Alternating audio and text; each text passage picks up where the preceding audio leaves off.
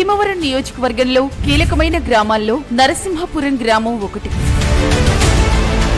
అయితే మన గ్రామాన్ని గత ప్రభుత్వాలు పాలకులు కనీసం పట్టించుకున్న పాపాన పోలేదు, అభివృద్ధి చేసింది లేదు.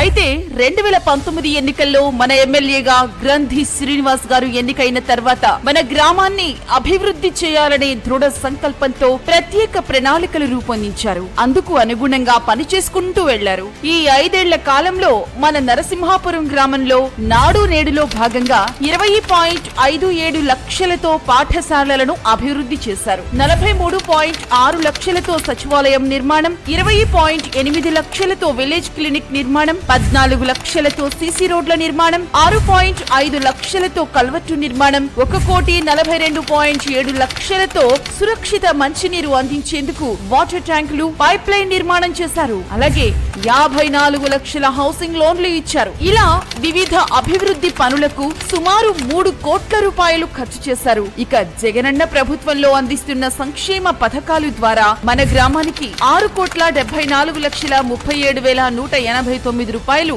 లబ్ధి చేకూరింది.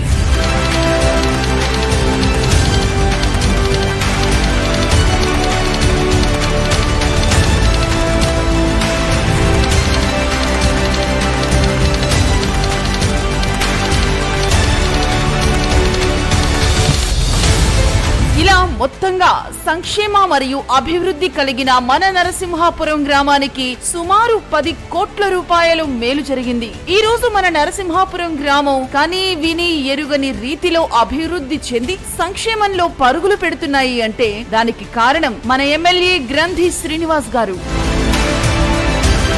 జగన్మోహన్ రెడ్డి గారి ప్రభుత్వం బాగుంది. నేను వచ్చేసి వృద్ధాప్య పెన్షన్ తీసుకున్నానండి. మా ఫ్యామిలీ వచ్చేసి చేయూత పథకం తీసుకున్నాను. అమ్మఒడి ఇల్లు స్థలం చేయూత జగన్మోహన్ రెడ్డి వల్ల వచ్చింది. ఈ అభివృద్ధి ఈ సంక్షేమం ఇలాగే కొనసాగాలి అంటే మళ్ళీ గ్రంథి శ్రీనివాస్ గారే రావాలి.